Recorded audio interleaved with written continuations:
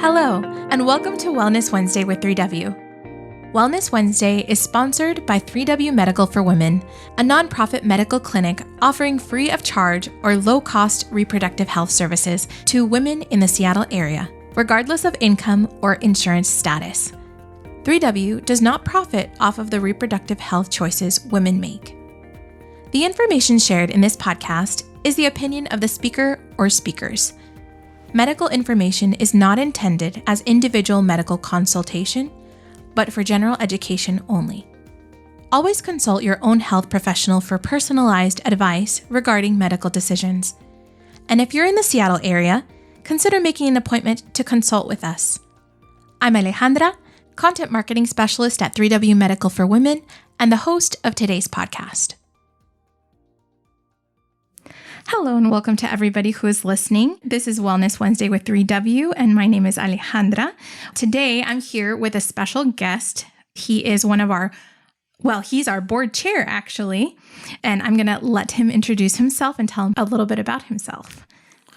Thank you, Alejandra, and hello to everyone out there in podcast land. I'm Dr. Hervey Froehlich, and I am on the 3W board and the board chair. Also a Seattle area pediatrician, and I've been in this area for 22 years now. Great. Thank you so much, Hervey, for introducing yourself. This is a special treat to have you here with us on this podcast, and we're going to be talking about a very, very interesting topic. This week, April 26th through May 3rd, is National Infant Immunization Week, and we thought we would invite you to share with us a little bit about your expertise in this area, considering you are a pediatrician.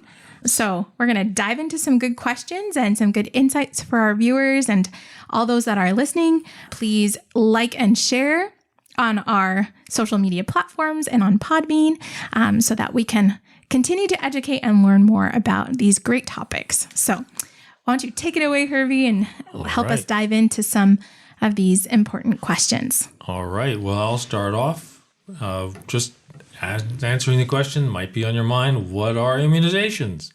Well, of course, everyone knows about baby shots. Right. And yes. The words shots, immunizations, and vaccines are pretty much interchangeable. Okay. There's a few technical details, but basically we're talking about the shots that babies get on a regular schedule with a well visit schedule between birth and 2. And that's what the Infant Immunization Awareness Week celebrates, both the achievements and as a reminder to all of us who have young children ourselves or who have young children somewhere in our extended family to encourage vaccinations. So and I'm sure you've through your years of practice, gone through so many different families, through the years. How many vaccinations usually are expected in that age range, between, 0 to 2 years? Yes. It's a pretty intense time. We do a lot of shots, somewhere between about 15 injections and about 3 oral vaccines. Depends a little bit on whether or not you include the flu vaccine that year. Okay. Or what time of the year it is, because that's done in the wintertime. Mm-hmm. And also the number depends on the combination shots, because many of them come as more than one shot in one needle. Okay. So they can cut down on the number of needle pokes, which kids really appreciate. Right. And parents really appreciate. I'm sure it's so hard, especially seeing the kids so, nervous as they take their shots. But it boils down to if you stay on time with a well visit and shot schedule.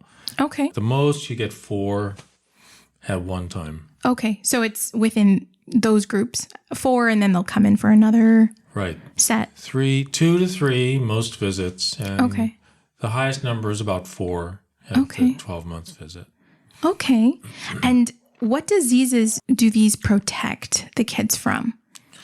Well, that's what's so amazing. 30 years ago, there were 8 diseases we had immunizations for. Okay. 8 serious diseases. Okay. Today, there's 14 serious diseases we have immunizations for. So it's this incredible development of science research and application to keeping babies safe that has really turned around what happens during those first 2 years. Wow. And which ones have you seen along the way? You know, these vaccines or the illnesses themselves? Or yes. Well, one of the earliest ones that happens if they're not immunized is tetanus, believe it or not. We don't even think about tetanus in this country anymore because we have clean deliveries. But in developing countries where they're not as sterile, tetanus happens to newborns. And is that right? It does. And unfortunately, it's deadly. So is that carried from the mother usually? No, it's a contamination when they're first delivered. Okay. When the umbilical cord gets cut. If it's not a clean, sterile knife, it carries tetanus germs because they're very common with dirty utensils and with, unclean conditions.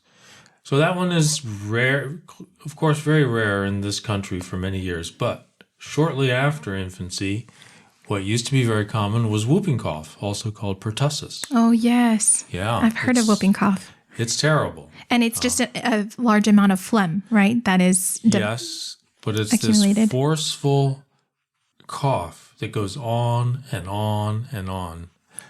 In other languages, they call it the 100-day cough because it literally lasts 3 months. Wow. Yeah. So what is usually done to... Well, to treat it, you do various things to support the breathing and that kind of thing. Okay. But the immunization is extremely effective against it. In fact, one of the latest ones has been giving the Tdap, that's the abbreviations for tetanus, diphtheria, and pertussis. Okay. Mothers who are pregnant get that one now, and that protects their infants during the first 2 to 3 months of life. Oh, wow. Against pertussis, which is fantastic. Okay. Yeah. So even before they're born, they're already protected. They're already protected, even before they're born. Wow. Yep. And so how safe are these vaccines for the kids? As I'm sure parents that have had several children or even parents that are first-time parents, that is, I'm sure, a rising question. It is. It is a rising question. And the answer is they're very effective and they're very safe. Okay. And I'd use the example of everyone's now familiar with vaccine development because of this past, really just barely over 12 months development of the COVID-19 vaccines. Right. Which, what you saw, what we've seen, has been happening at remarkable speed. It usually takes years to go from identification of a disease, which is what happened last year, around this time, to development, testing, and deployment of a vaccine. Instead, it was 11 months. Wow. Which is a short amount of time. Incredibly short. But the interesting thing is how closely and absolutely detailed they followed the same safety procedures. They test in adults. First, they test in the lab, of course. They test in animals. Then they test in some adult volunteers. Then a lot more volunteers, and then a very large study like the ones we've heard about with coronavirus, the 30,000 plus patients being tested. So, and that's how we can know that the vaccines are safe. That and the various ingredients for the vaccines, they all get tested separately and together. Okay. And then they're monitored. That's the other safety mechanism in place. Right. And there are vaccines that aren't on the market anymore because we used them and found that they were causing too many side effects, like the oral polio vaccine. Once in the U.S., everyone got the oral polio vaccine because there were 3 million cases a year of polio. Wow. And since everyone is getting polio, if a few people had a side effect from the vaccine, we considered it an acceptable problem. It was a problem, but it was acceptable because of the number of lives saved. Right. But then in the late 90s, early 90s, we switched from oral polio to injectable polio. Okay. And that does not have the same side effect. So that's just a good example of our ongoing continuous monitoring for safety. Sure. And now as you're mentioning that, I'm sure there have been a lot of changes to improve the process, right, of vaccine. So within the last 20, 30 years, you know, what changes have occurred that have been significant changes? Well, that's really an interesting question. I think the way to think about it is to understand how vaccines work. Mm-hmm. So vaccines work by giving your body a look at a piece of protein called an antigen. Mm-hmm. That's coming from the disease virus or bacteria that's causing the disease. Mm-hmm. It's purified, and it's either very, very weak, like in the measles vaccine, or it's completely dead. Okay. It's one or the other.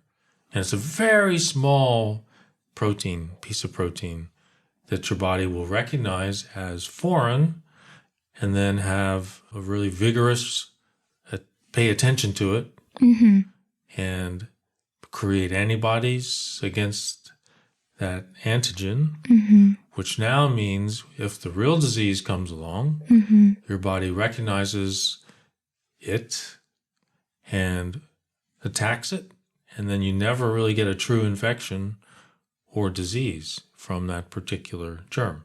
Okay, so it protects what it could be vulnerable in the immune system, right? Or yes, it strengthens your immune system. Okay. It boosts your immune system. Okay. So that you have a quick response rather than days or weeks into it where you already have the disease and then you get an immune response. So you get immune from getting an illness. Right. That's true. Right? That's true. Yeah, you could go out and, I don't know, you could be around someone with COVID-19, have them cough in your face. Yes. And if you wanted to, you could go get COVID-19, coronavirus infection. In fact, there used to be chicken pox parties, you know, where yes. parents would get together. Oh, so-and-so. Mom calls up and says, my kid has chicken pox this week. Why don't you come on over? The only problem with that is there's a small number of kids who died every year from chicken pox. Because of those group gatherings? Well, with the from kids? Chicken pox in general. Oh, okay. Yeah. About 100 kids a year in the U.S. died from complications of chicken pox. Adults died from pneumonia and meningitis from chicken pox. And there's a vaccine for it now. Okay. So, you know, it's that kind of risk-benefit decision. When you get in the car, do you put on your seatbelt?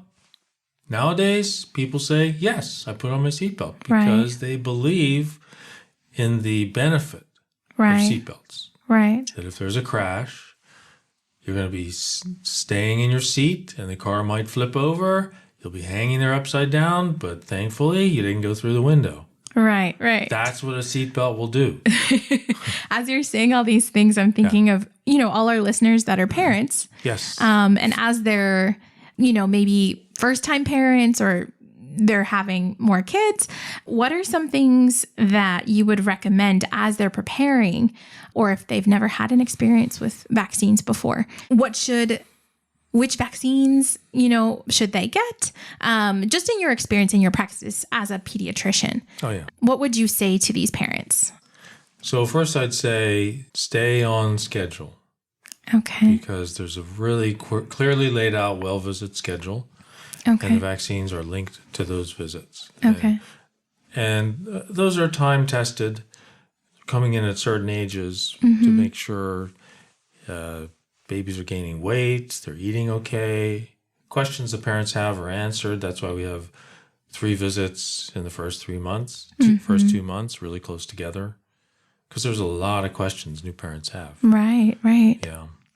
So stay on the well visit schedule, and along with that, get the vaccines that are recommended at each age. Mm-hmm. Again, it's something that's been studied carefully, and the interval between the number of shots at each visit and the interval between them, that is the time between the first dose, the second dose, and the third dose, is very carefully calculated to provide the safest and earliest protection for your baby possible. Okay. And these vaccines make babies' immune system stronger. They already have a pretty strong immune system when they're born, but there's diseases they can't react to quickly enough to make immunity before they get bad side effects. Like another one that I've seen a lot of cases of is meningitis. Oh, yes. Hib meningitis was very common when I was first learning to be a pediatrician. Wow. We would see a couple cases every week in the hospital, and they came in really, really sick, having seizures, needing to be on a ventilator, having brain injury, permanent hearing loss, all those things. Right. 20,000 cases a year in the U.S. at that time. Wow, that's a large amount. 20,000 babies every year, year after year. And now there's about 200. So it's gone down quite a bit. A lot. Wow.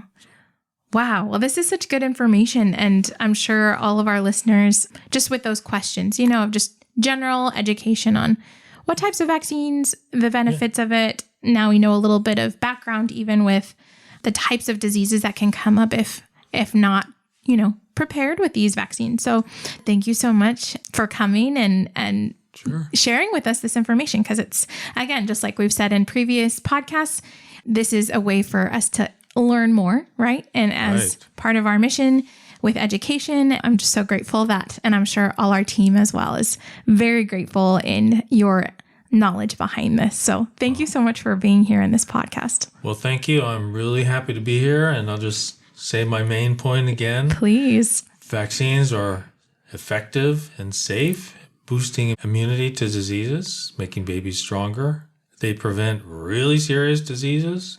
And get your family out and get vaccinated. Whatever they're due for, go get it. Well, thank you so much, Hervey. Thank welcome. you. All right. Thank you, everybody, for listening, and stay tuned for our next episode. For more information about 3W, please visit our website at 3wmedical.org. That's the number 3, the letter W, medical.org. From there, you can learn more about the services we provide, book an appointment, or make a donation if you'd like to support our mission. You can also call our office at 206-588-0311. That's 206-588-0311. If you liked this episode, please share it with others and consider subscribing on your favorite podcast platform so you'll never miss an episode. Thank you so much for listening, and until next time, stay healthy and be well.